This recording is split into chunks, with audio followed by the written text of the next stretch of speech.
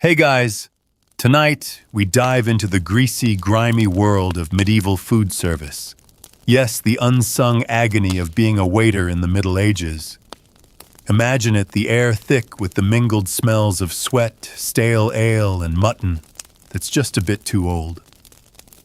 You're not seated in some clean, candlelit tavern. No, you're crouched behind a splintered wooden table, sloshing soup from one chipped bowl to another, trying not to spill a drop. The nobles are cranky. The drunkards are loud, and you're back. It's already sore before the rush even begins. You think your boss at the modern diner is demanding. Try serving a baron his roast boar with the wrong garnish, and see how fast your ear gets boxed, or worse. And don't expect tips. What you will get is yelled at, maybe slapped, and almost certainly forced to clean up someone else's vomit before the night is through. So before you get comfortable, take a moment to like the video and subscribe, but only if you genuinely enjoy what I do here. Drop your location and your local time in the comments. I'd love to see where and when you're listening from. Now dim the lights, maybe turn on a fan for that soft background hum, and let's ease into tonight's journey together. You're up before the sun. Again, it doesn't matter that you collapsed on a pile of straw just a few hours ago. When you're a serving boy or girl or man or whoever got unlucky enough to owe the innkeeper money, your rest is measured in stolen minutes. The tavern is silent for now, but it won't be for long. And you've got to sweep the dirt floor, stoke the fire, fetch fresh water from the freezing stream, and pray the bread you baked yesterday hasn't gone green overnight. The workday starts before the roosters because the kitchen has to be ready for breakfast. Not for you, mind. Your stomach is a twisting knot of hunger, but the rule's the same as always. Servants eat last if anything's left. Instead, you focus on what needs chopping, stewing, boiling, or disguising. Because food in this century isn't about taste, it's about survival. And survival means masking rancid meat with enough herbs, onions, and vinegar to fool the nose. As the light slants through the filthy shutters, you hear the first knock. It's the village blacksmith here early and already smelling like ash and horses. He's gruff but polite enough, plopping down on a bench without bothering to wipe his soot-covered hands. You scurry over, wiping your own on your tunic, which is just as stained. Bread, ale, whatever's hot, he grunts. You nod, bow slightly, never make eye contact too long, not unless you want to get accused of insolence and shuffle back to the kitchen. There, the innkeeper's wife barks at you to hurry, slaps a chunk of yesterday's bread into your hand, and pours a ladleful of grayish stew into a cracked wooden bowl. You balance it all with the grace of someone who's done this 1,000 times, trying to ignore the sharp ache in your knees from so much crouching and standing and crouching again. The blacksmith eats without thanking you. That's normal. A medieval waiter gets no please or thank you. What you do get, if you're lucky, is silence. If you're not lucky, drunken leering shouted insults, or if the patrons are in a mood, a tankard thrown your way. By mid-morning, the place fills with more locals. Farmers with mud-caked boots, merchants passing through a night with a squint and a permanent scowl. The noise builds, laughs, groans, demands. You're weaving between tables, trying to remember who ordered salted eel and who wants their pottage extra thick.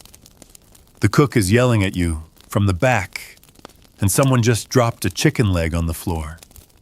You sigh, pick it up, and quickly wipe it on your apron before returning it to the plate. It's not like they'll notice. And let's talk about the smells. Oh, the smells. Sweat, rotting straw, spilled ale, wet dog, unwashed feet. And somewhere underneath it all, the greasy sting of lamp oil and overcooked cabbage. You've gone nose-blind by now, but every so often a new odor slams into you with the force of a punch. You don't flinch anymore. You can't afford to. One of the men grabs your wrist as you pass. He's drunk and laughing too loud, and his grip is just a bit too firm. You try to pull away politely, but he insists you sit on his lap just for a laugh. You don't, of course. You know better. But as you wriggle free, he spits at your feet. No one stops him. The innkeeper barely looks up. This too is normal. Outside, the sun climbs higher. Inside, your feet throb. The rush continues through noon, and you serve more bowls of slop, more loaves of dry bread, more cups of ale than you can count. One of the travelers complains about a bug in his broth. You smile tightly and apologize. It wasn't your fault, nothing ever really is, but everything is always your responsibility. As the bell tolls for vespers, things settle a little. You get a break, if it can be called that. You crouch behind the barrels, nibbling on a crust of bread that someone left behind. It's hard as stone and has a bite of mold, but it's yours. You eat quickly, eyes darting to make sure no one sees, and demands you go clean something. Because in this job, there's always something to clean. The floors, the tables, the vomit near the hearth. You mop with rags that stink worse than the mess you're wiping. And you know it'll all be filthy again by dusk, but that doesn't matter. Clean it anyway, and that's just the first half of the day. The lull doesn't last. It never does. By late afternoon, the tavern starts to swell with noise again, louder now, rowdier. The travelers have started arriving, shaking off the dust of long roads and longer grudges. Some bring coin, most bring trouble. And you bring their food and hope they don't drag you into the mess they're about to make. The fire's been blazing for hours, and you're drenched in sweat, even though the spring air outside is still sharp. You've long since stopped noticing how your clothes cling, or how your hair smells of soot and ale. Your hands are raw from washing trenchers with gritty sand and cold water. Your fingers sting where the cracked skin splits again and again, but you keep going. There's no such thing as a sick day when you're a medieval server. There's just being too slow to keep your place. You carry a platter of greasy meat toward a group of mercenaries. Their swords clatter as they laugh too loud and thump the table hard enough to make the stew tremble. You try not to think about the fact that one wrong move, one dropped plate, one sour glance, and they could slice open your belly just for sport. But you don't show fear. That's lesson number 1, never look scared no matter how bad it gets. If you cry, someone laughs. If you flinch, someone hits. If you talk back, you'd better hope the bailiff likes you. You set the food down. The men don't acknowledge you. One slaps your backside as you turn away. It stings more because you're too exhausted to even react. Just keep walking. Back into the smoky haze where another group is waving you over this time, demanding refills on their jugs of wine, cheap, sour stuff that makes everyone meaner. The innkeeper shouts from across the room. Someone wants something and you're the one who's supposed to already know what it is.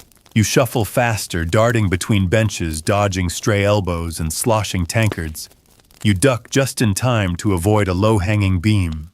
You learned that one the hard way, your scalp still remembers. The kitchen is chaos. The cook is red-faced and screaming again. She blames you for the burned porridge, the spilled flour, the missing rabbit. She blames you for the fact that the bread didn't rise and the fire won't catch. You say nothing. She needs someone to yell at, and today, as always, that someone is you. You run another order this time to a couple of wealthy merchants with polished boots and judgmental eyes. One of them complains that his meat is too tough. The other says his ale is too warm. You offer to replace it, and they laugh as if it were the funniest thing they've heard all week. No need, one sneers. We'll just dock it from the servants' wages, eh? You smile.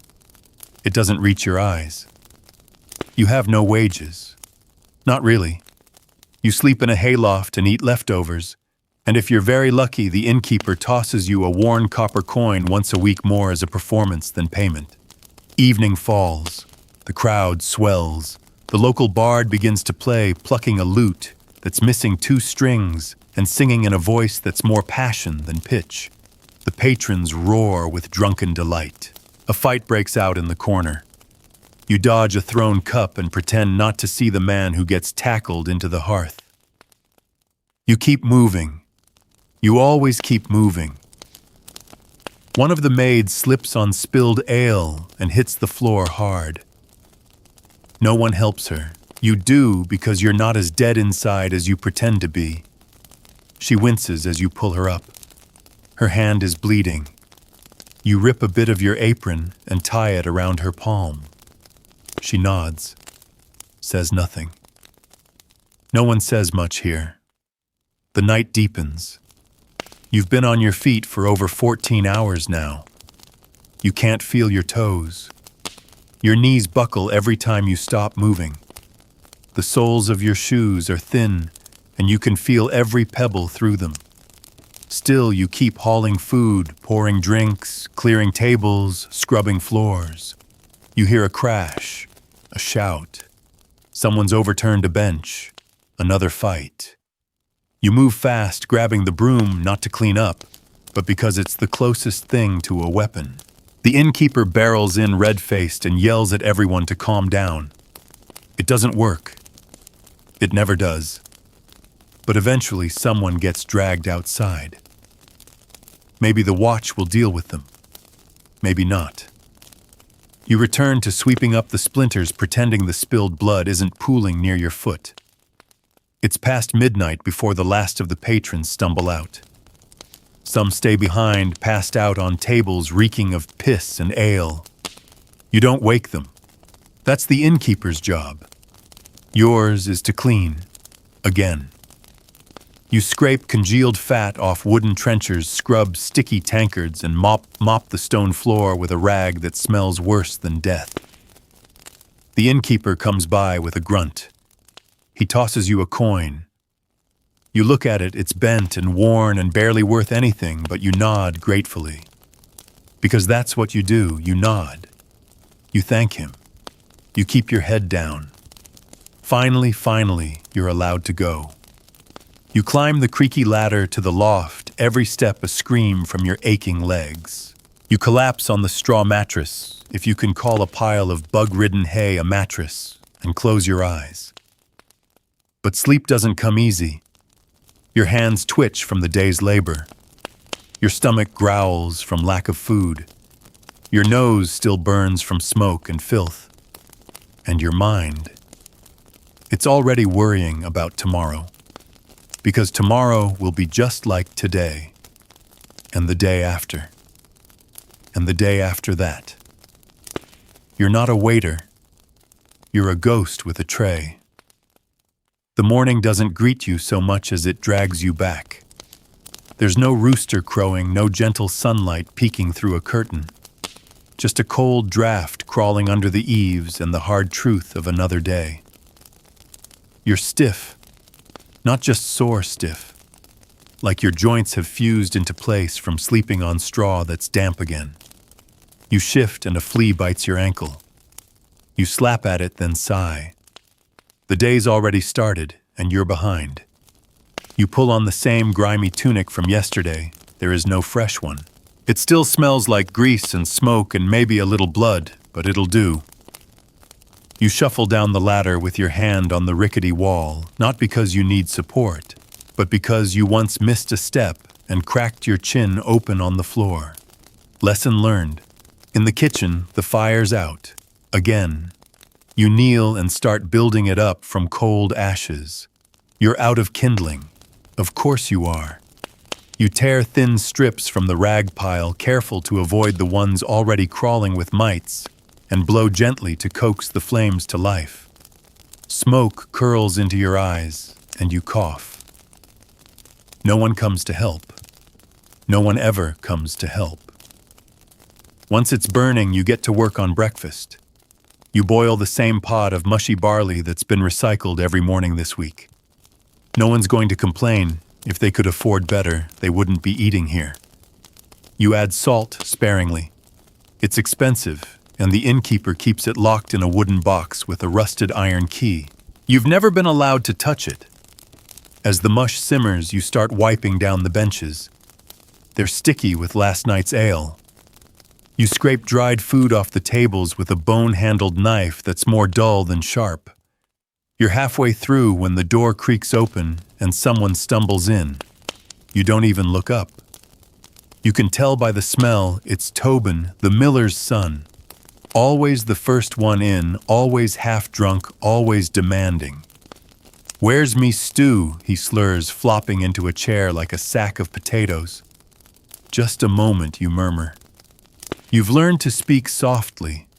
Loud words attract attention, and in your line of work, attention is the last thing you want. You ladle him a bowl of barley mush and toss in a sliver of dried meat. It's tough as shoe leather, but it'll fool his gut long enough to get him back out. He doesn't thank you. Instead, he smacks his lips and grins at you with yellow teeth. You walk away quickly. More people trickle in. The same people, the same requests, the same jokes at your expense. Someone says you look like you haven't slept. You smile faintly and pretend it's a compliment. Then a surprise. A messenger arrives. A knight is coming. A knight. The innkeeper's wife nearly faints with joy. She orders the place cleaned top to bottom, and that means you. You scrub the floors till your hands bleed polished tankards, until your reflection stares back like a ghost, and dig out the least ragged tablecloth to drape across the main table. It still smells faintly of mildew, but that can't be helped. By midday, the knight arrives. He's tall, armored, and sour-looking. He has a page trailing behind him and a long list of complaints before he's even sat down. The bread is too stale. The meat is too lean. The wine is too sharp. You fetch and serve and clear with all the grace you can muster, bowing each time like your life depends on it. Because it might. At one point, the knight drops his knife. He doesn't reach for it. Just stares at you. You realize with horror what he's waiting for. You drop to your knees, crawl under the table, and retrieve it for him. He chuckles darkly. Good dog. Your face burns, but you smile anyway. It's the only armor you have. Later, after he's gone and the mood turns sour again, because that kind of man never leaves a place better than he found it. You're left to clean the mess. Grease on the floor, wine stains on the wall, a broken plate someone stepped on without noticing. You gather the shards and nick your thumb. It bleeds. You suck on it quietly and keep moving. Evening brings new chaos. A traveling troupe of performers comes in loud and covered in dust. They laugh and shout and order rounds of ale they can barely pay for. One of them plays a fiddle and starts dancing on the table. You duck beneath him, tray balanced high, praying he doesn't kick your arm and send the whole thing flying. Someone grabs you again, different man, same story. He wants a smile. You give him one. He wants a kiss. You don't. He smells like turnips and old leather. You slip away, claiming a spilled drink that needs mopping. He shouts something crude after you. No one says a word. The music keeps playing. That night, a stranger collapses in the corner and doesn't wake up. You nudge him. Nothing. You tell the innkeeper. He groans, curses, and orders you to drag the man outside. You and another server each take an arm. He's heavy. Your back screams. You leave him in the alley behind the inn, beside a pile of old cabbage leaves and broken crates. It's not your problem anymore. The kitchen is thick with smoke again. You cough your way through another round of dishes, your arms aching as you scrape each bowl clean. You wish for warm water. You get cold lye and a rag instead. When you finally climb into the loft, someone's already taken your spot. One of the performers passed out in your straw pile. You don't wake him. You don't want the fight. You curl up in the corner, knees to chest, and hope the rats leave you alone tonight. The candle flickers low. You're too tired to cry, too hungry to sleep, and somewhere below, someone's already banging on the door for breakfast. By now, the ache in your muscles is no longer a sensation, it's a condition. Your body has adapted to misery like a tree bent by years of wind. The pain is part of the job, part of you. The knot in your shoulder from carrying endless trenchers. That's permanent. The throbbing in your heels from standing all day on uneven stone, you've stopped expecting it to go away. Still, you rise. Because the tavern never sleeps, not really, and neither do you not properly. What you do is collapse blackout, then jerk awake to the smell of something burning or the sound of the innkeeper shouting. Today, it's the latter. He's furious about a stolen jug. He doesn't accuse you directly yet, but his eyes stay on you longer than they should, just in case. You rush into the kitchen before he finds a reason to blame you for something else. The cook's already there hacking the mold off yesterday's bread. She hands you the knife without a word. You slice carefully, rationing out the bits that still look edible. Everything else goes into the stew pot. Waste, not want, not. Especially when meat's scarce and coin scarcer.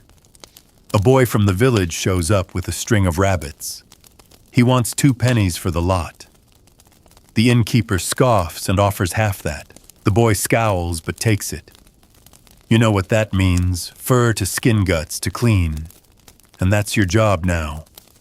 You carry the rabbits out back, find the gutting bench, and start the messy work with frozen fingers and a dull blade. It's disgusting, yes, but you've done worse. You once had to fish a dead rat out of the grain barrel, pretend you didn't gag, and pour vinegar over the rest so the ale didn't taste of rot. This is practically peaceful. No one's yelling at you while you do it. By midday, the sun's high and the tavern begins to fill. The regulars settle into their spots, tankards thumping, elbows knocking. You dodge between them with practiced steps. You've become a kind of dancer, not by choice, but by necessity. One wrong move and you're on the floor, or worse, the cause of someone else's spilled drink. And that means you owe them another round. From your non-existent pay. A noblewoman arrives, rare that. She's traveling with a guard and a girl who might be her maid, or might just be the closest peasant who could be bribed to carry her bags. She doesn't sit on the benches with everyone else. The innkeeper clears the side table for her and gestures to you with that look. Serve well. Do not mess this up. You do your best. You offer the best bread, the freshest stew. You pour the wine with both hands so it doesn't slosh. The noblewoman barely glances at you. Her hands are soft. Her hair is braided with tiny ribbons. You feel like a shadow beside her, all soot and salt and calluses. She asks for lavender water to wash her hands. You don't have any. Of course you don't. But you smile and say, "At once, my lady," and dash into the back room, hoping to God she doesn't follow. You grab a jug toss in the last wilted sprigs of rosemary you can find and swish it around. Lavender, no. But it smells different, and that'll have to do. You return kneel and pour the water over her fingers into a bowl. She winces at the temperature, but says nothing. Her guard grunts at you. You look like you've seen too many winters. You're maybe 17. He laughs. You return to the main room where things are beginning to boil over again, literally and figuratively. The cook's stew has scorched and the smell is spreading. Someone's knocked over a candle and it singed the edge of a tapestry. A drunk is shouting that his ale is possessed by spirits, and demands a priest. Another is vomiting behind the bar. And over all of this, the bard is trying to lead a sing-along off-key and wildly inappropriate. You don't panic. You've learned not to. Panic wastes time.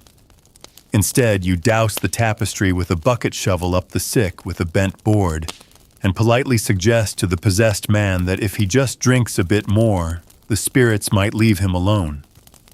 He buys another round. In the evening, the soldiers arrive.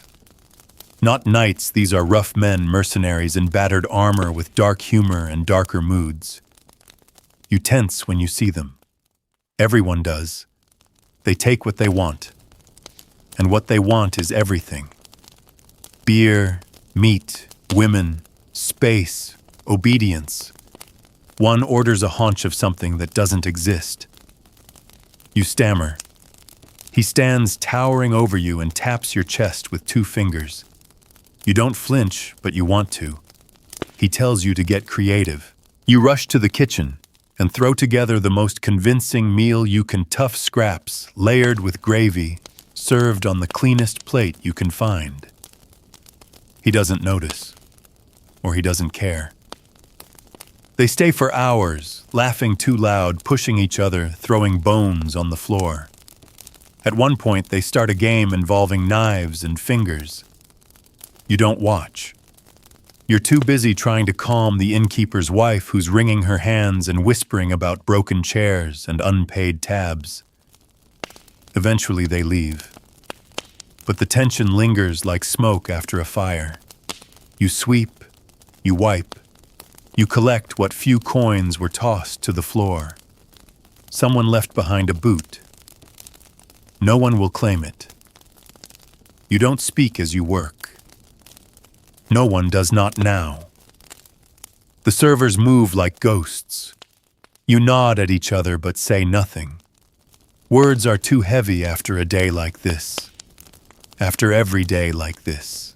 And finally, when your hands can't hold the rag anymore, you climb into the loft, curl up on your side, and listen to the creaks and groans of the old inn settling in for the night. Sleep is near, but never promised. You dream of silence. Not blissful, peaceful silence, but the kind that means nobody needs you. Nobody's calling your name and nothing is burning. But that kind of quiet doesn't exist in the tavern. It's shattered before the sun rises by a crash, a clay jug falling from a shelf and smashing to pieces. You startle awake, heart-pounding, convinced you're already late. You swing your legs off the straw pile, groaning as your spine clicks into place. Another day, another bruise forming somewhere deep inside. The jug that broke wasn't your fault, but you're the one sweeping up the shards. The innkeeper grumbles something about waste, and his wife barks at you to move faster. You don't argue. You never do. You gather the shards carefully, hiding the biggest piece in your sleeve. Why? Because clay, even broken, can be useful shims for uneven tables, a scoop for flour, or maybe something sharp if you're ever really desperate. You've learned to see use in the useless. That's survival. Breakfast service is already rolling before you've had a moment to stretch. You're ladling out porridge that tastes like damp wood and burnt oats scraping the bottom of the pot for enough to serve 4 more bowls. There's never quite enough. And the innkeeper is always watching. He counts bowls. He counts coins. And if he thinks you're skimming even a drop, you're likely to catch the back of his hand. Today is market day. That means more people, more mess, more chances to be screamed at. Peasants from outlying farms wander in by mid-morning boots caked in mud, arms heavy with baskets of turnips, onions, wool, and gossip. Gossip spreads faster than fleas, and by the time you refill the 4th mug of ale, you already know about the cow that gave birth to twins, the price of eggs doubling, and the beggar who claims to have seen a ghost near the river. But while the patrons chat and chuckle, you're a shadow behind the bar. Always they're never seen. You clear dishes, wipe down benches, sweep ash, mop, footprints, refill jugs, all while pretending your body isn't screaming for rest. And then there's the children.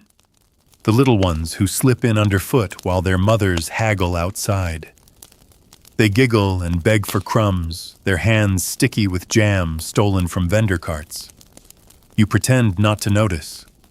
Sometimes you sneak them a scrap, just bread crust or dried apple peel. They look at you like you're a saint, and for a second you remember what kindness feels like. But that second passes. A man calls you over waving his tankard like a weapon. He's drunk already. It's not even noon. He grabs your wrist as you pass. His grip is tight, his words slurred. He wants more ale. You nod quickly, pull away and fetch it without a word. His laughter follows you like a bad smell. You serve him and return to clearing the table nearby, pretending not to hear what he mutters about your face, your clothes, your posture.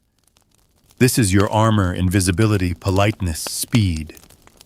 The moment you lose one of those things, get dangerous. Later, a peddler arrives with trinkets and bright cloth, hoping to trade stories for soup. The innkeeper lets him stay as long as he sings. The peddler sits near the hearth and begins to spin a tale about a prince who fell in love with a maid. The crowd listens enraptured. You listen too while scrubbing the base of a wine cask that leaked and turned half the cellar floor sticky. You know how the story ends. Not with love, but with loss. The prince marries a noblewoman. The maid is sent away. The audience sighs when he finishes. You just nod. You've lived too much reality to believe in fairy tale endings. Around midday, a commotion erupts near the doorway. A tax collector. He's wrapped in layers of wool, his boots clean, his fingers ink-stained. He doesn't sit.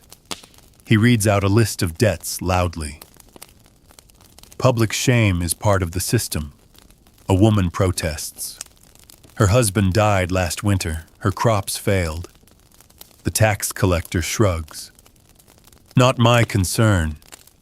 You watch the coins get taken from her purse, knowing it means her children might not eat this week.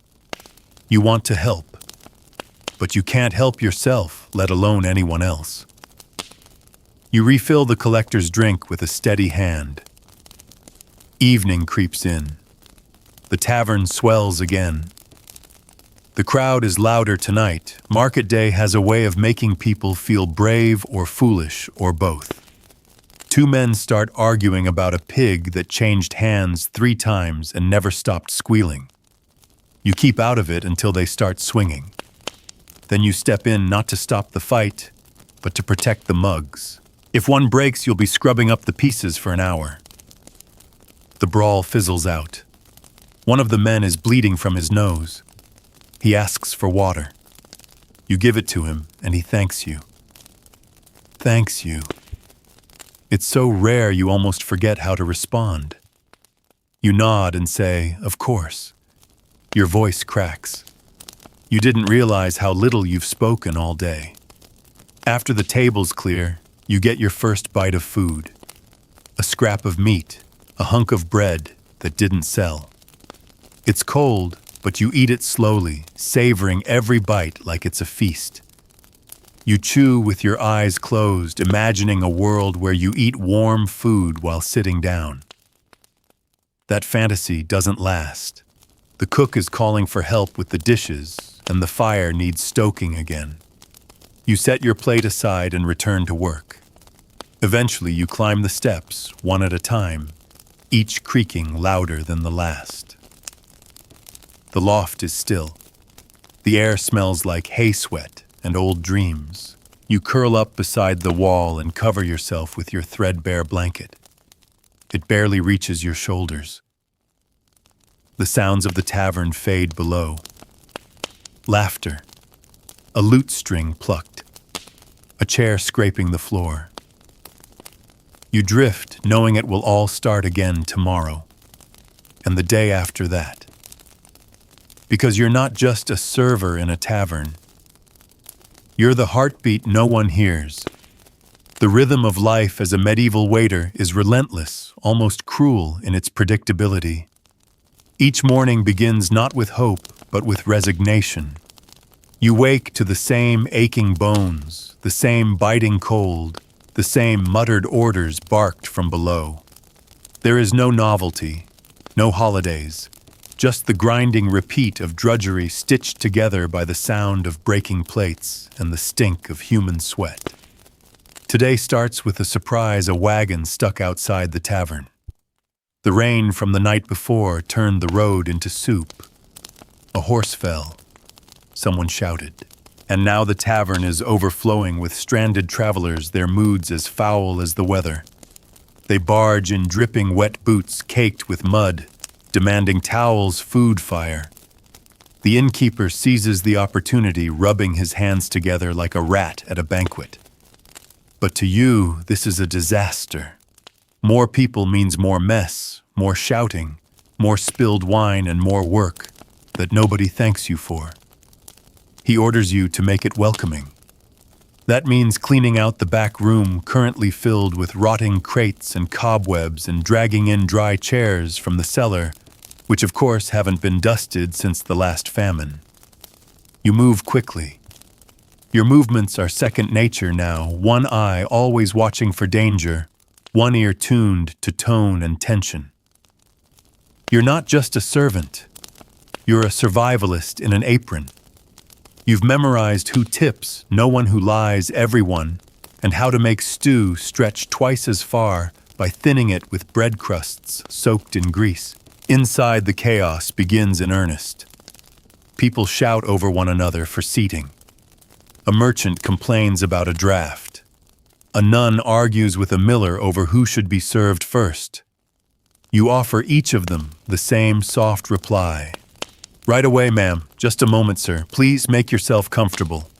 Behind the mask of politeness, your mind is calculating routes between tables, prioritizing tasks, estimating how long the mutton will last. Then the bard returns, again. His songs are louder today, competing with the storm, pounding the shutters. He sings of lost kings, brave lovers, and enchanted goblets. You hear none of it. You're too busy dodging elbows and carrying a platter with 5 different trenchers, 2 of them already cracked. You use your hip to nudge open a door, your shoulder to balance a stack of bowls, your knee to close the kitchen door behind you. A child slips in the mud near the hearth. You rush over, catching him before his head hits the stone. His mother yells not at him, but at you for not keeping the floor clean. You bow and apologize. Then you scrub the mud. Then you rinse your cloth. Then you burn your fingers on the stew pot while rushing to serve a man who ends up too drunk to eat. You barely notice the cuts anymore. The burns, the bruises, the splinters. Your body is a map of minor injuries. You treat them yourself late at night with herbs filched from the corner of the cook's shelf. Dried thyme if you're lucky. Spit and cloth if you're not. Midday comes and goes. You get no break. The rush never truly ends, only shifts. By now the floor is sticky with mud and spilled ale. Your apron is wet and your shirt clings to your back. You've long stopped feeling your toes. One of the guests, aggrieved by his tone full of self-importance, demands a private room. There isn't one. You offer the corner table with a blanket hung up for privacy. He snarls and threatens to report the tavern to the manor. The innkeeper glares at you, and suddenly it's your job to make it right. You apologize. You fetch him extra bread. You offer to polish his boots. He scoffs. He accepts. You drop to your knees and start scrubbing with a damp cloth, your face inches from his smug smile. The moment he leaves, another man stumbles in slashed, bloodied groaning. A fight in the road. The soldiers in the corner perk up. The cook starts wailing about blood on her clean floor. The innkeeper curses. You grab a cloth and rush to bind the wound. No one asks if you know what you're doing. You just do it. You've dressed enough gashes by now to qualify as a battlefield medic, though no one will ever call you that. You're just the boy who brings the soup. The man survives. You clean the blood with vinegar and sand. You wash your hands in the trough out back, but the smell lingers under your nails. It always does. As night descends, the storm grows worse. The shutters creak. Water drips through the roof in the corner room. You place a bowl beneath it and hope it holds. A table collapses. A man vomits into a boot. Someone throws a chicken bone into the fire, and it sparks so high the nearest bard screams. Through it all, you keep moving. You are always in motion, because stillness is dangerous. Stillness invites notice, but it's hard tonight. Harder than usual. Your legs are lead. Your hands shake as you carry the last tray to the last table. You're so tired you don't even notice the tray tipping. A bowl slides off and crashes to the floor. The room goes silent. The innkeeper stares. So do the patrons. You freeze. Then without a word you kneel. You pick up the shards slowly, carefully. You cut your finger. You don't flinch. You mop up the stew with a rag. You apologize to the guests. You carry the mess away. Later, after everything's cleaned, the floor scrubbed, and the tables reset, the innkeeper tosses you a cold turnip and says, "That's for today." You nod. You thank him. You bite into it without a word. In the loft, the roof still leaks. You curl up beside the wall, wrapping your legs in your apron for warmth. Your arms ache. Your throat burns from the smoke. Your finger is still bleeding. And as you drift towards sleep, you wonder not for the first time if anyone remembers your name. Morning doesn't come gently. It crashes into you like a kicked door.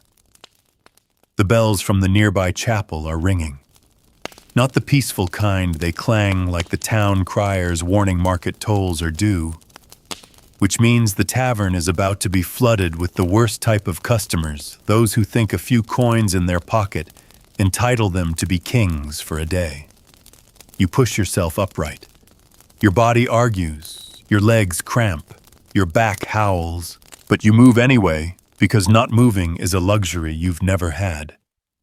You fumble your way down the loft ladder, clutching your side where a bruise from yesterday's spilled tray has bloomed purple and green. The kitchen is already a battlefield. The cook is yelling about the flour barrel being low again. The fire hasn't caught. The smoke curls and clings to the beams. You're on your knees before your thoughts even catch up, puffing air into the embers, feeding them bits of straw, and hoping today won't be as bad as yesterday. It will be. By the time the first travelers arrive, your hands are black with soot, and your apron is damp with spilled broth. The stew's thin again, just turnips and some greasy bone water. The cook adds dried mint and calls it fresh. You ladle it into bowls and deliver it with a practiced smile that never quite reaches your eyes. A pair of pilgrims take up the front table. They stink of sweat and piety. One of them insists you call him brother. The other insists on blessing every bowl of food you serve. You wait awkwardly while he chants over a hunk of black bread, and when it's over, they both look at you like you should feel honored. A few minutes later, a merchant storms in red in the face and cursing about his wagon being stuck in the ditch. He demands dry clothes. You offer him a wool cloak from the back 3 sizes too small and covered in moth holes. He throws it at your feet and orders wine instead. You bring it. He sneers at the taste. You tell him it's the best the tavern has. He throws you a coin anyway at your chest. It stings more than it should. You pocket the coin quietly. Later, you'll use it to bribe the stable boy to let you take a sip of rainwater from the clean barrel. Midday rolls around. The tavern is thick with noise and the smell of human bodies packed too tightly together. Someone plays a whistle. Someone else sings off-key. You weave between tables serving plates of questionable meat and dodging wandering hands. You learn to recognize the drunks by their eyes, glassy vacant, waiting for a reason to shout. You bring one man his stew and he grabs your wrist tight. He demands to know your name. You don't give it. Instead, you lie. You say your name is boy or girl or whatever you like. Because names are dangerous things here. They invite attention, attachment, ownership. He laughs and lets you go. You walk away with your wrist throbbing and your teeth clenched. Outside, a cart overturns. The crash draws half the tavern to the windows. You slip out the back pretending to help, but really just needing air. Real air, not the hot, thick stew of noise and smoke that lives inside the walls. You crouch behind the kitchen, pressing your forehead to the cool stone. You don't cry. You haven't cried in months. There's nothing left to squeeze out. A mouse skitters by. You don't flinch. You just watch it go and wonder briefly what it's like to be that free. Then a clatter behind you. The cook's voice screeches your name, your fake one anyway, and you're running again.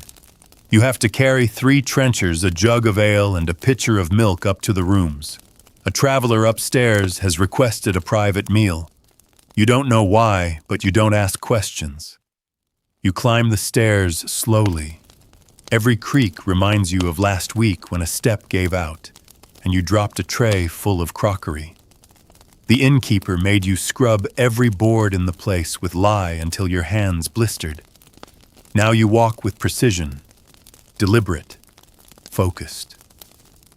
At the room you knock twice, pause, then open the door. The guest is seated in shadow. He doesn't look up, just gestures to the table. You place the food down. As you leave, he murmurs something. You think it's thank you, but you're not sure. It's the first polite word you've heard all day. Evening drapes itself over the town like a damp cloak. The wind outside howls. A shutter breaks loose and bangs against the wall until you tie it down with a strip of fraying rope. You're soaked from the rain, but you can't stop. The tavern doesn't care if you're cold. The guests don't care if your teeth chatter.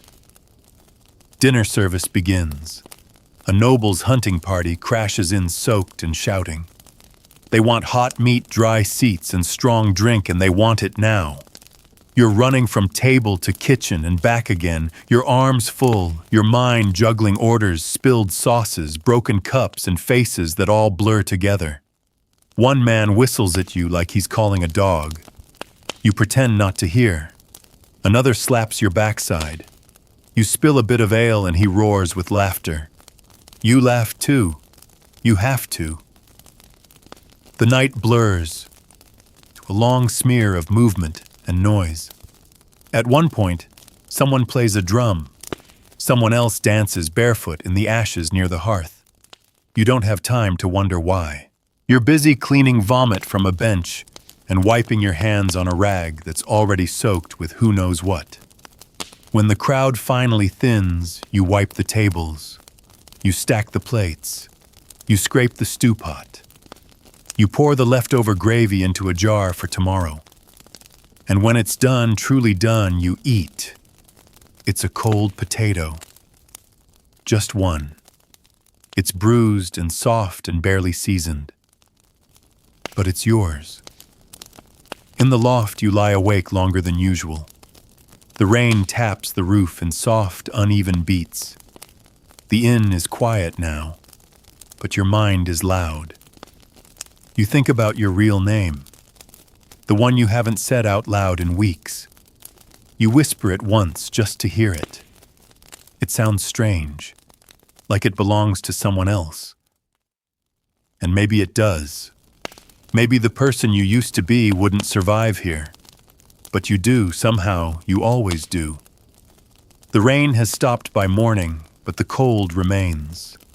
It settles in your bones like a rude guest refusing to leave no matter how many fires are lit. You sit up slowly, joints stiff, your breath visible in the faint light, filtering through the warped wooden slats of the loft wall. The straw beneath you is damp again. It's always damp after rain. Below you hear the cook cursing the wind for blowing soot back down the chimney. That means the hearth smoked the entire kitchen overnight.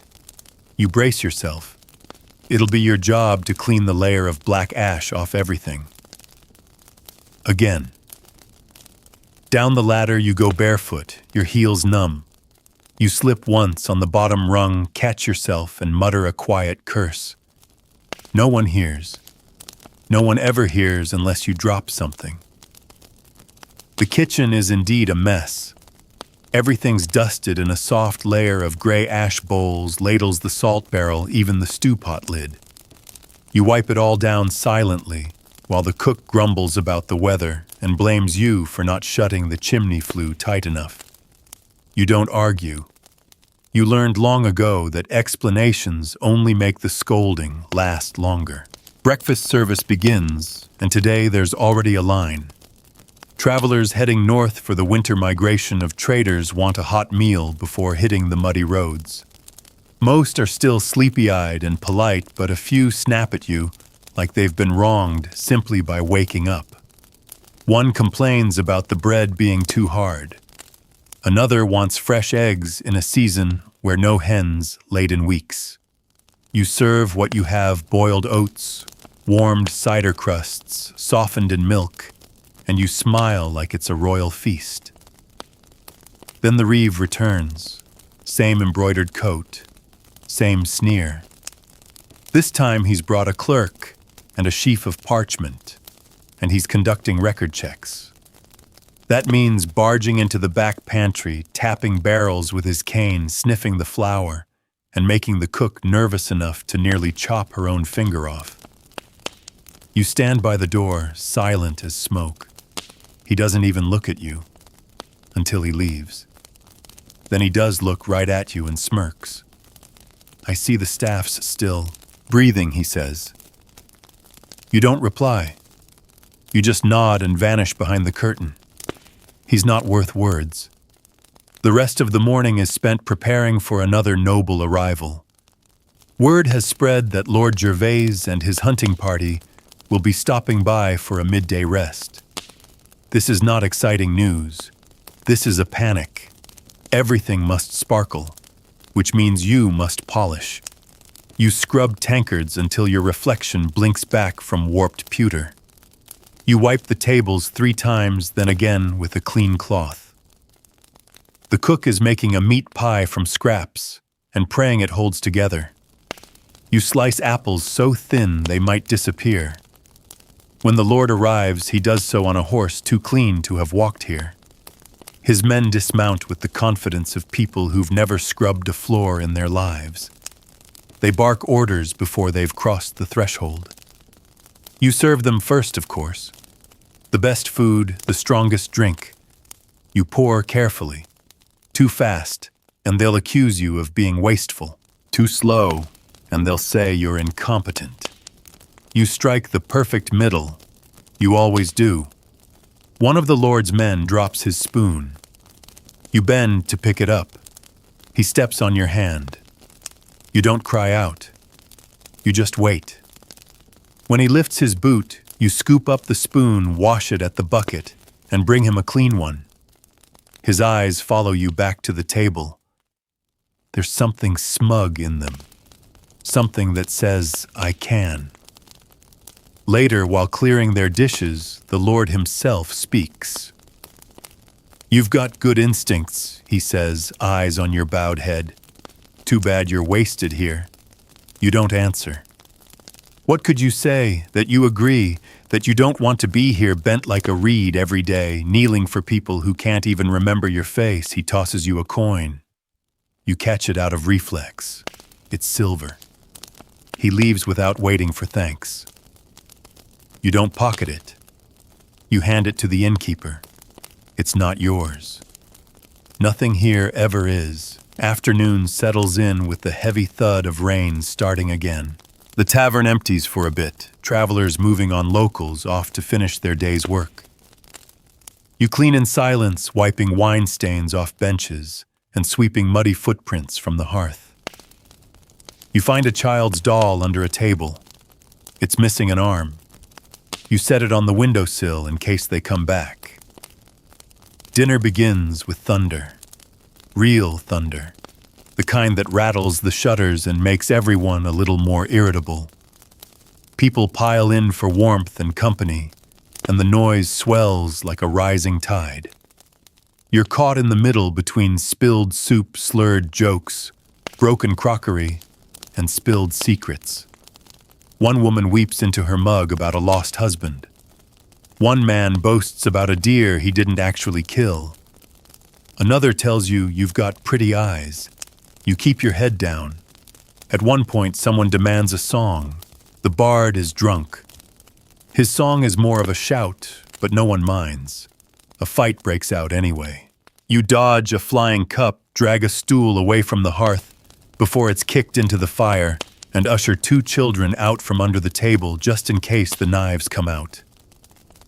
They don't. Not tonight. But you're still shaking when it's over. Finally, the room empties. You scrub the floor with vinegar and lie your fingers raw.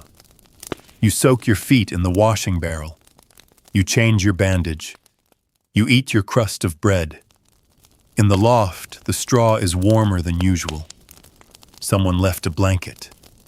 You pull it around your shoulders and stare at the ceiling. The wind moans through the eaves. You whisper your name again, just to remember that you still have one. Your name is still yours, but only barely. You hold it close like a coal cupped in cold palms, warming yourself with the memory that you were once something more than a body in motion. But down in the tavern, no one uses it.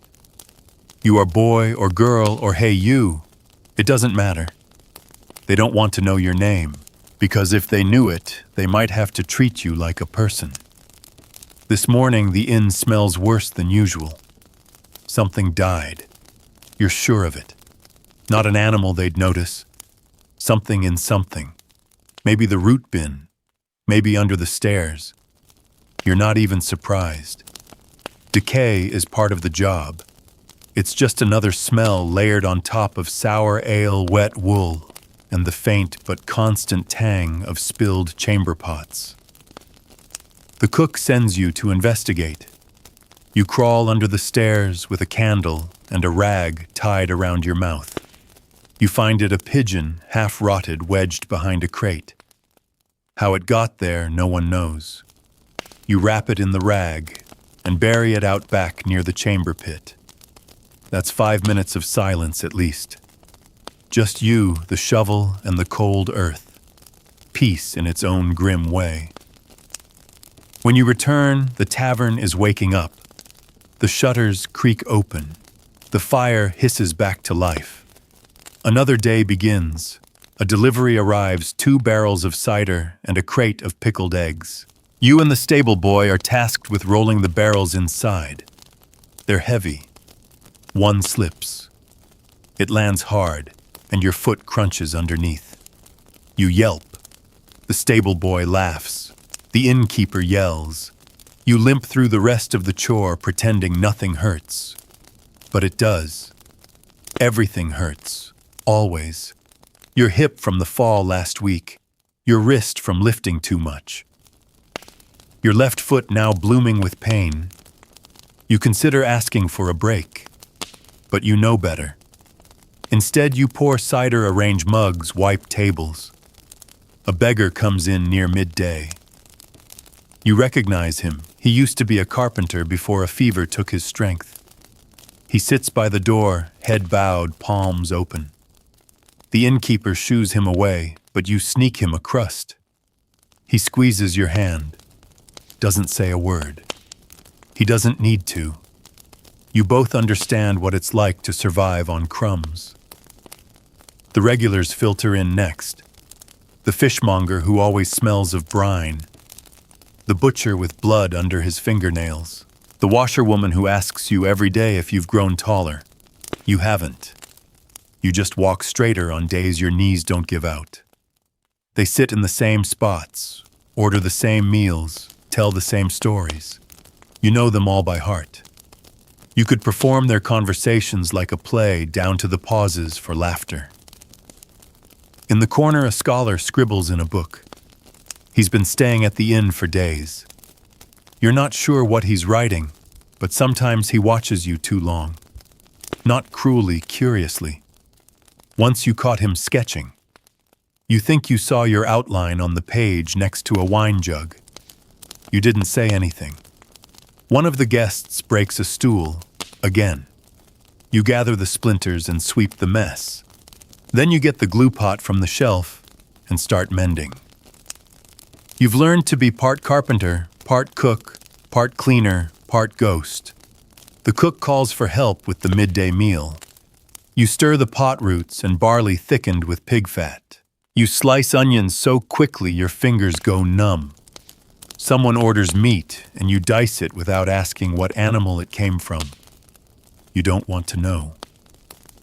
By the time the food is out, the tavern is full again, and loud. Two men argue over taxes. A woman in the corner sings a lullaby to a child who isn't there. A farmer drops a coin and accuses his neighbor of stealing it. You handle them all. Gently. Quietly. You bring food. You offer more wine. You make it easier for everyone to ignore their own desperation. You step outside briefly to draw water. The well is far and your bucket is cracked. The rope cuts into your palms. But for a moment with the sky above you and the tavern behind you feel like something other than a servant. You're just a body under clouds. No shouting. No spills. Just breeze. Then you hear your name. Not the fake one. The real one. Quiet. Behind you. You turn. It's the scholar. He followed you. You dropped this, he says, holding a rag. But you didn't. He knows it. He wants something. You wait suspicious. I've been writing, he says, like it's a confession, about the lives of those no one notices. You stare at him. You don't know what to say. I think people should know what it's like, he adds, to be you. Your heart flutters. You don't know if it's anger or awe. Maybe both. No one's ever looked at your life like it's worth remembering. You nod. Once. Then you take the rag and walk back inside without another word. You don't tell anyone what he said. You just go back to clearing plates, pouring cider, and wiping tables. But that night, when the tavern goes quiet and your straw pile cradles your aching frame, you think of that sentence, to be you. And for the first time in weeks, you fall asleep smiling. The next morning, your body still aches, but your thoughts feel strangely lighter. That sentence lingers in your mind like a secret melody, to be you, not to serve, not to obey, just to be. You've never been described as someone worth writing about. You're usually the smudge in the background of someone else's story. But you can't afford to drift into daydreams. Not here. Not now. The tavern is already humming by the time your feet hit the cold floor. You dress quickly, cinch your apron, and descend the ladder with practiced caution. Below the cook is elbow-deep in dough, muttering about the flour being short again. The fire's barely lit, coughing more smoke than warmth. You stoke it anyway, wincing as hot ash spits back toward your face. There's a new guest in the common room, a merchant with gold rings and a trimmed beard. He smells like spices you've never tasted, and raises an eyebrow when you greet him. "You're young," he says, eyeing your hands. "Too young for this place." You shrug. You get that a lot. You serve him the best stew you can muster and walk away before the rest of the room wakes up. By mid-morning, the tavern transforms into its usual whirlwind. Muddy boots on the floorboards, barked orders, someone drops a mug, someone else drops a child. You clean up after both. The cook sends you to fetch onions from the cellar. You descend into the damp darkness lit only by your flickering candle stub. The air is cool and sour with the scent of old roots and stone. You pause for a moment, just one, to rest your hand on the wooden shelf. It's quiet here. You breathe. You listen to the muffled world above you. Then with a sigh, you grab the onions and head back up. Lunch is a disaster. The fire keeps dying. The broth turns bitter, and two nobles arrive unannounced, demanding immediate service. Their boots are polished, their clothes untouched by mud. They speak in clipped tones, and every time they address you, it's like they're asking a dog to fetch. You try not to show how their voices grate. One of them asks if you're the innkeeper's child. The question catches you off guard. "No," you say softly. "No one's child." It hangs in the air for a second longer than it should. Then they wave you off and keep talking as if you were never there. By the afternoon, your legs are trembling. You haven't eaten since yesterday's crust. You sneak a boiled egg from the pantry, peeling it in the corner behind a barrel. It's soft, slightly sulfurous, but warm. You savor it, grateful no one saw. Then you hear footsteps. You freeze. It's the scholar. He doesn't speak. He just sits on the other side of the barrel and eats his own food, a dried fig, a strip of bread. "You work harder than any 10 men I've met," he says eventually. You nod, not knowing what to say. He offers you the rest of his bread. You hesitate, then accept. It's fresh, warm, almost sweet. The best thing you've tasted in weeks. He studies your face, not like a noble does, not as if measuring your usefulness or your obedience, but as if trying to remember you, the shape of your nose, the lines under your eyes, the way your hands are always in motion. "Do you ever dream of leaving?" he asks. Your breath catches. You almost laugh. "Dream? No," you say. "There's nowhere to go." "Maybe not now," he replies. "But someone will read what I write. Maybe they'll know what it was like to be here. Maybe they'll care." You can't speak. There's too much weight in your chest. Gratitude, confusion, hope. The moment is short-lived. A shout from the kitchen tears through the stillness. You stand, slip the last bite of bread into your pocket, and hurry back to the fray. Dinner that evening is chaos again. A chicken escapes the spit and flies through the dining room, chased by the cook with a broom. The guests roar with laughter. You laugh too, because if you don't, you'll cry. You catch the bird. You clean the feathers. You help start the fire again.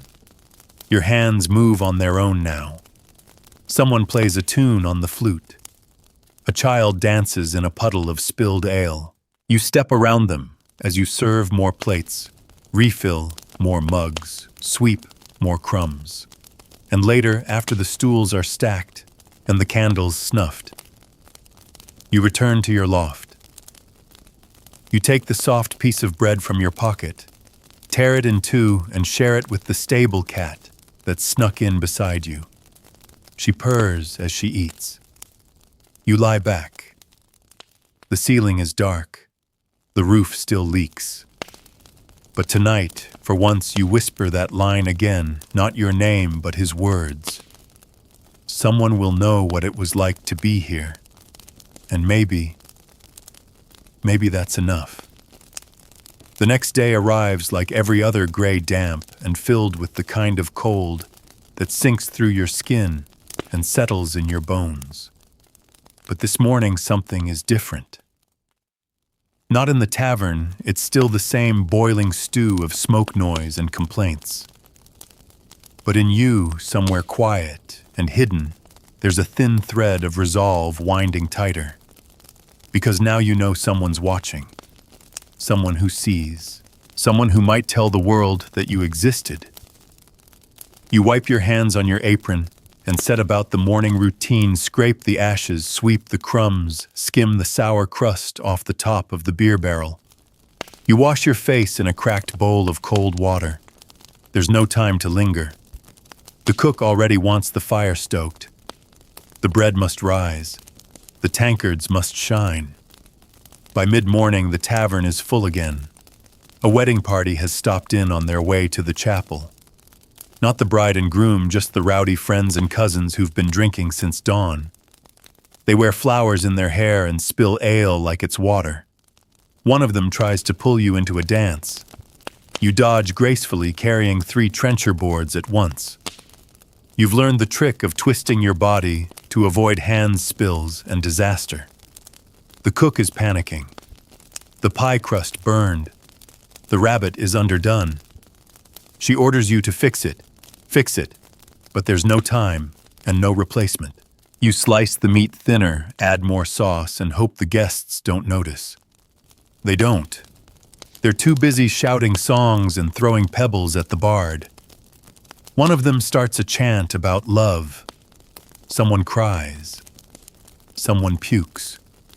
You mop it all up, ducking low with your rag and bucket, wishing just for a moment that you were invisible.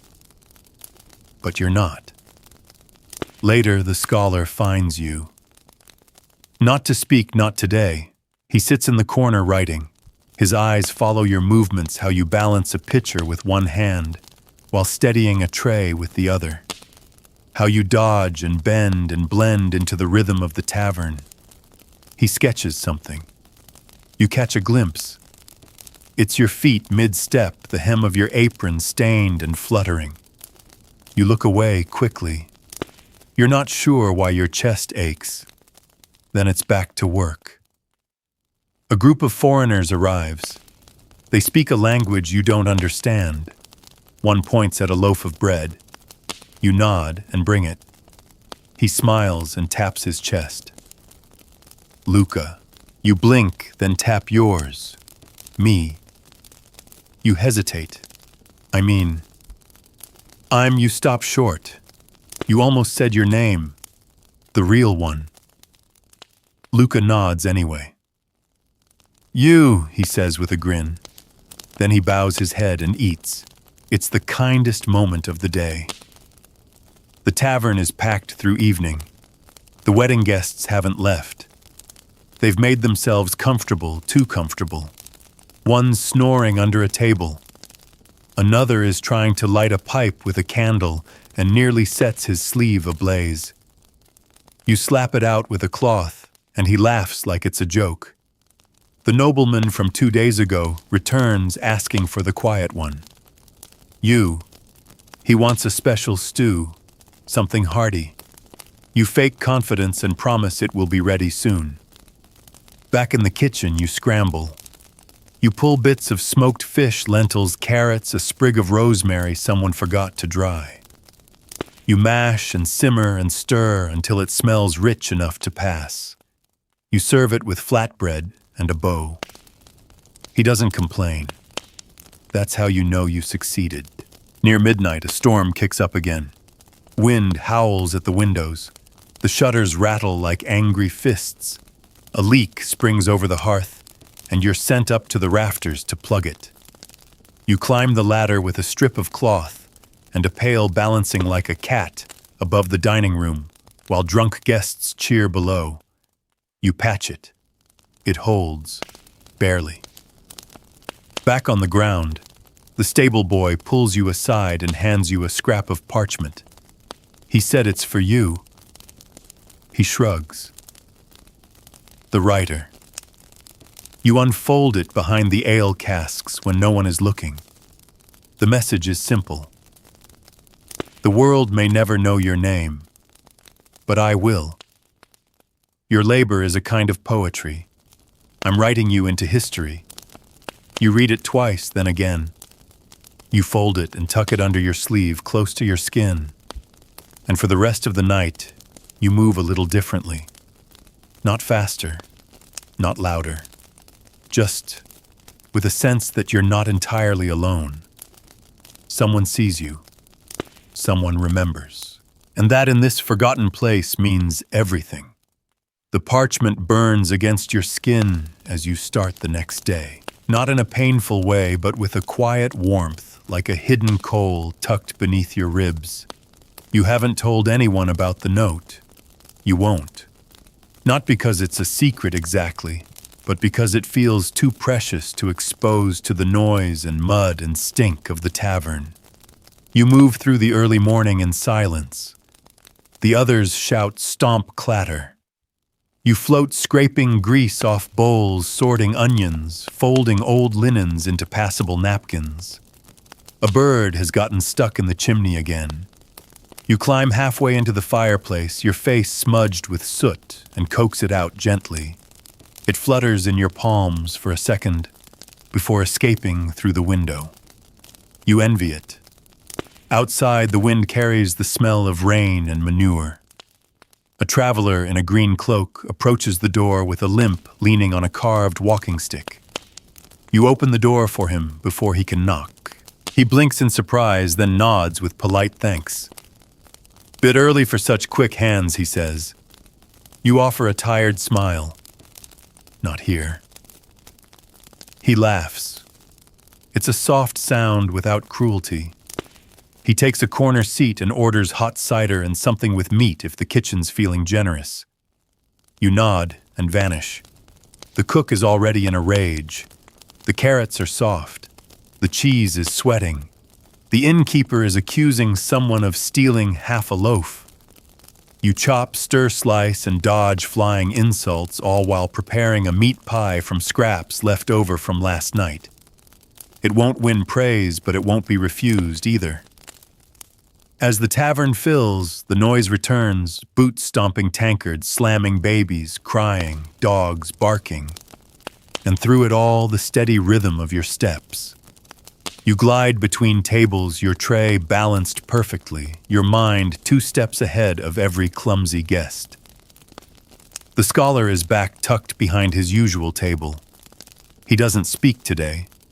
He just watches, writes sketches. You bring him broth and dark bread without being asked. He nods, scribbles, and gently slides a small coin toward your hand. You leave it on the table. He doesn't press. Midday, a noblewoman in fur arrives, flanked by 2 guards with matching scowls. She demands the back table be cleared for her use and insists on a hot bath before her meal. You suppress a laugh. A bath. In a place where the best soap is animal fat scraped into a rag. But you make it happen.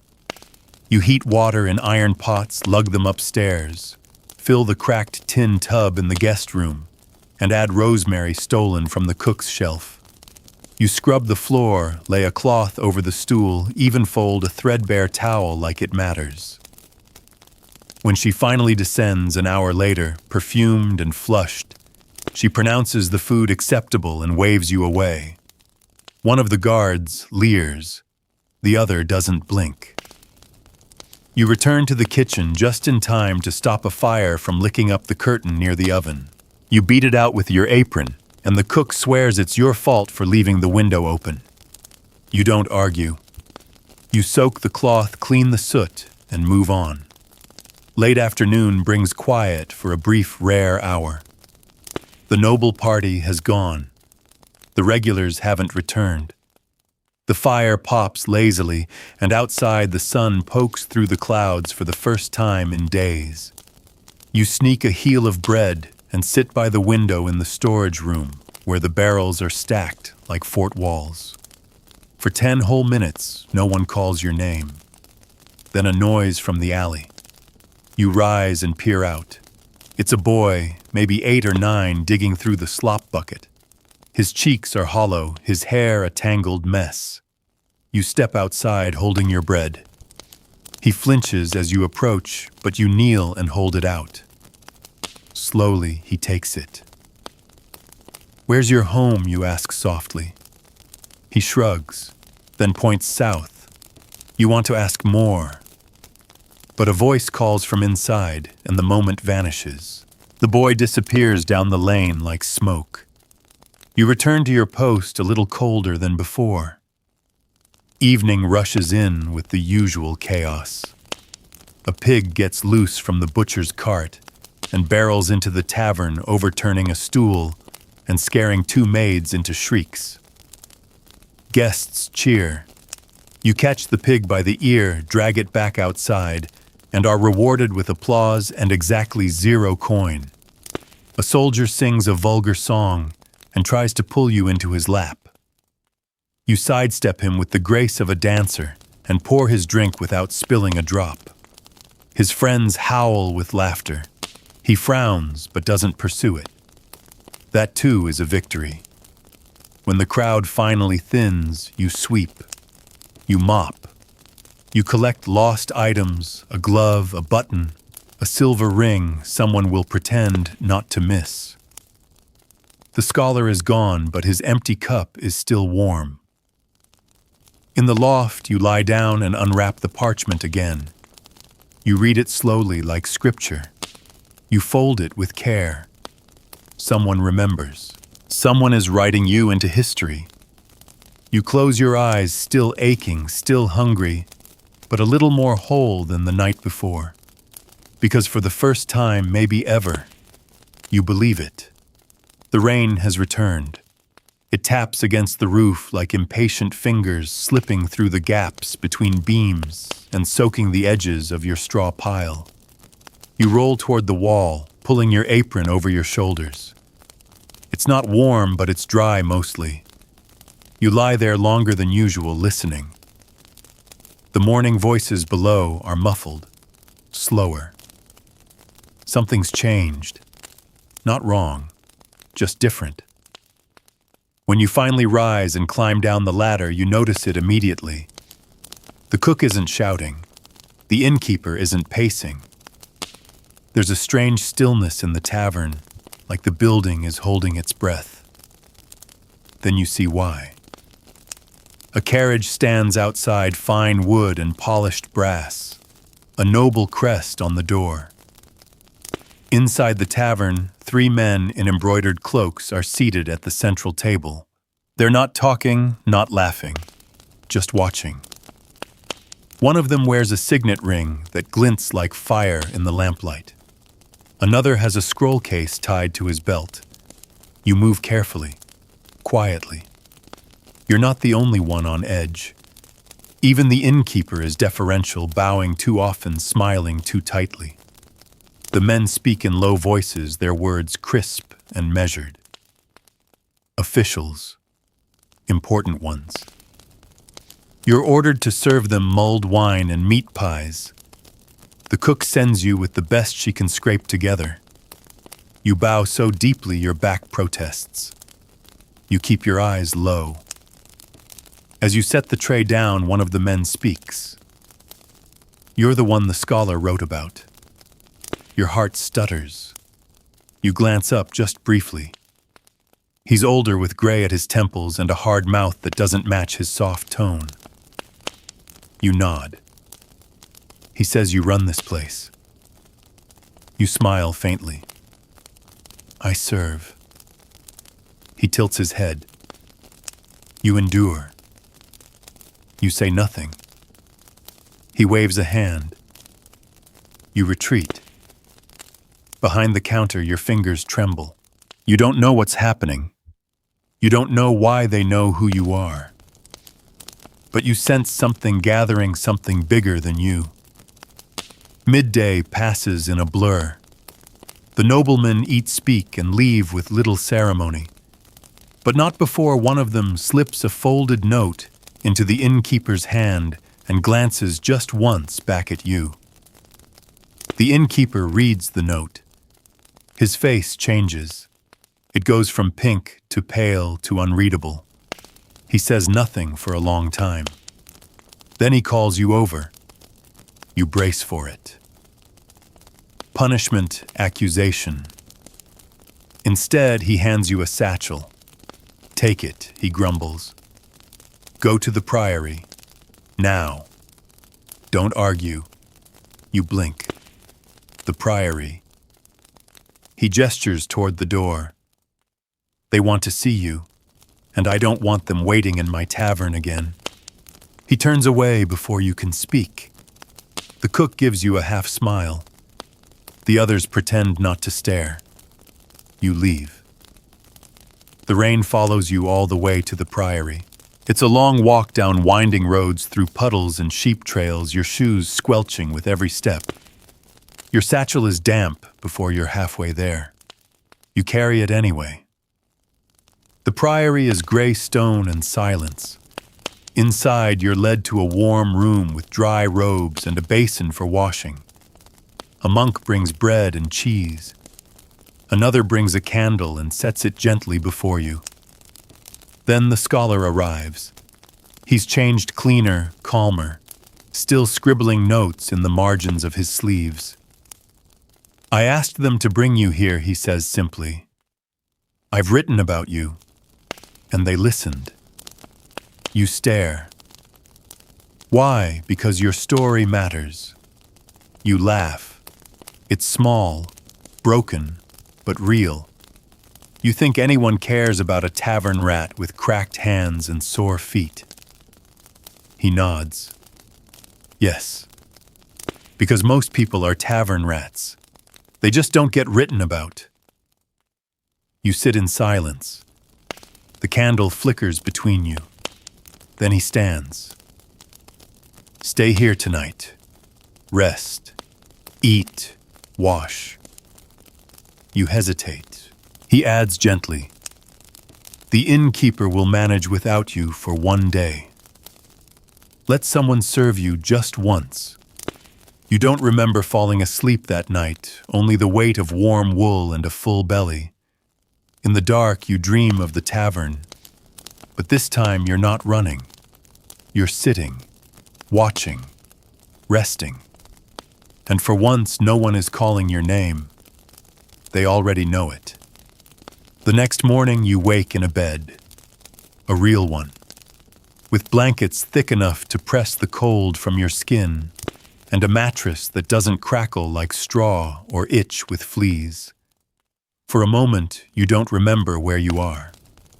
The silence is too soft, the light too golden. Then it comes back, the walk through the rain, the officials, the scholar's calm voice telling you that your story mattered, that someone somewhere was finally paying attention. You sit up slowly, wary of the comfort.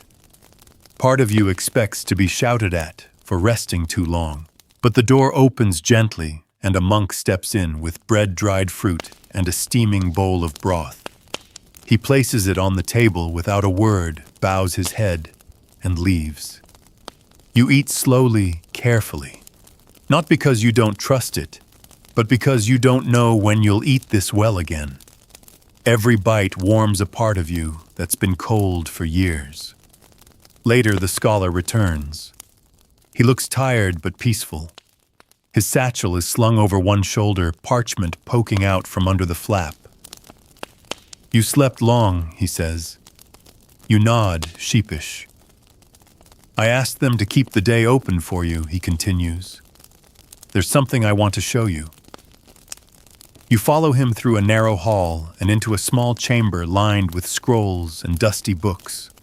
A scribe sits at a desk, scratching letters into parchment with a quill.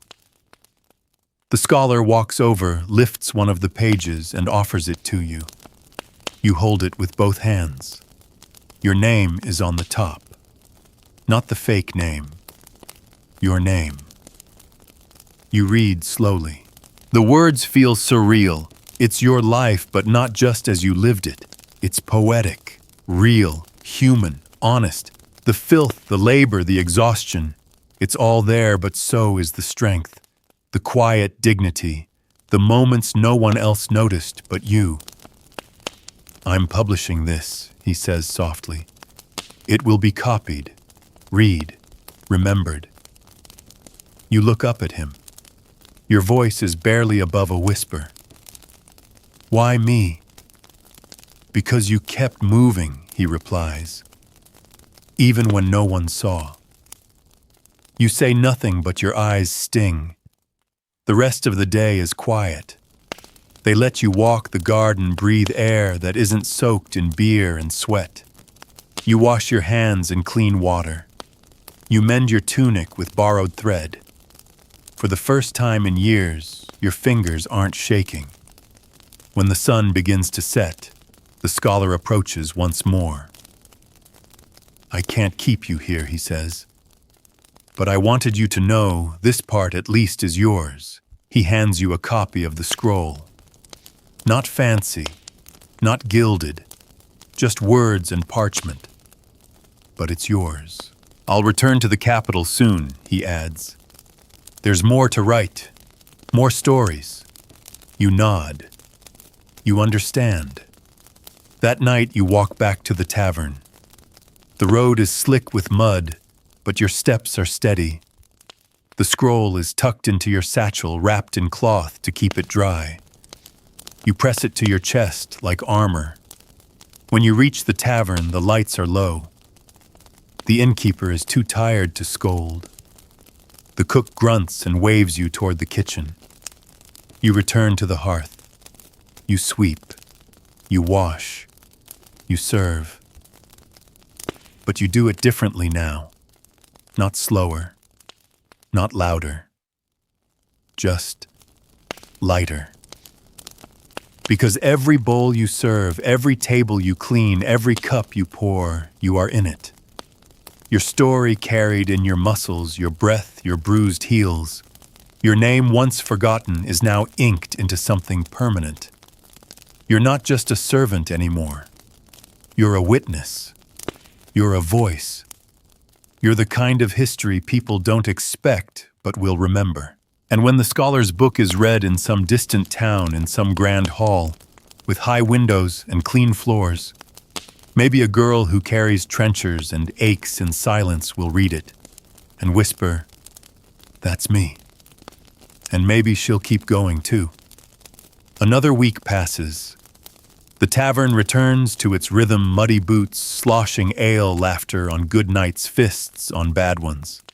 The same chores, the same aches, the same stale crusts. But something subtle has shifted. You have shifted. You still rise before the sun, still scrub the same soot from the hearthstones, still dodge the same jeers, shoulder the same trays, bow the same bow. But inside there's a flame that doesn't flicker anymore, a quiet certainty. You are not invisible. Every night, you tuck the scroll beneath your straw, wrapped in a strip of cloth to protect it from damp. You haven't shown it to anyone, not because it's secret, but because it's sacred. A thing that reminds you you're not just surviving this life, you're witnessing it. The regulars haven't noticed a change. Why would they? They still toss coins like they weigh too much. They still shout when the stew's too thin or the wine's too tart. But once in a while, one of them says your name, your real name. The scholar must have told someone. The baker's wife calls you by it one morning. She says it casually, like she's always known, and it nearly makes you cry. You don't, though. You don't cry anymore unless it's safe, and it's never safe in front of others. One evening, a girl not much younger than you arrives at the inn's door, face smeared with soot, arms wrapped around herself like a shield. The innkeeper doesn't want her there. You recognize the look in her eyes. You remember it. You offer her a corner seat by the kitchen fire. You bring her broth without being asked. You let her sleep in the loft, tucked in beside your straw, and when she wakes in the night with a frightened noise, you say, "It's all right." You're not invisible here. She doesn't answer, but she stays.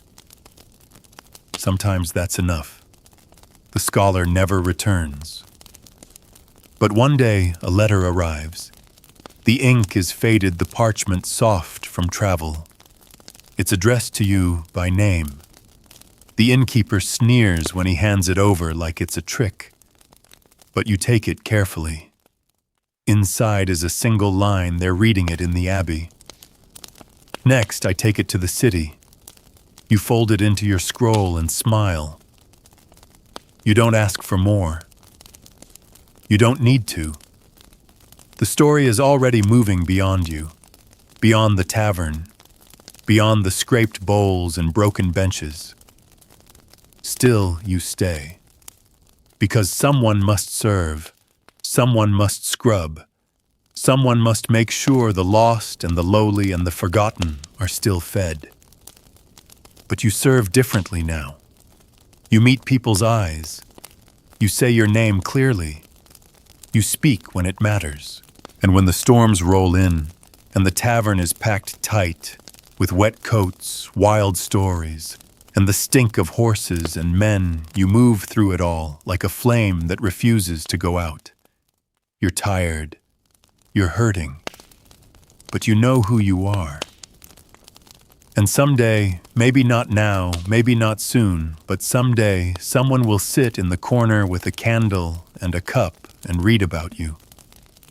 The servant, the shadow, the soul who bore it all. And they will remember. Just like the scholar said. So now, as the tavern finally goes quiet, and the last stool is pushed in beneath the table, you breathe. Deeply. The coals in the hearth are low, the smell of stew still lingers faintly in the beams, and your arms hang limp with the weight of another day survived. You lie back on your scratchy straw mat, the scroll tucked gently beneath your head. The wind outside hisses through the cracks, but your little world is warm. Steady. You close your eyes. You think of the candle flickering in the scholar's chamber, the scratch of his quill as he wrote your name, the way his voice had no pity in it, only reverence. You think of the girl by the hearth still curled asleep, of the travelers you've served, of the spilled wine and broken plates and boots left behind, of laughter, of song, of your own hands raw and aching, but never idle. You did not choose this life, but you lived it well. And now someone knows, someone sees. You let that thought settle over you like a soft blanket. Not every history is about kings or knights or saints. Some are about hands that carried bowls and hearts that kept beating quietly, invisibly, while the world looked the other way. Yours is one of those, and it matters. So rest now. You've earned it. You are not forgotten.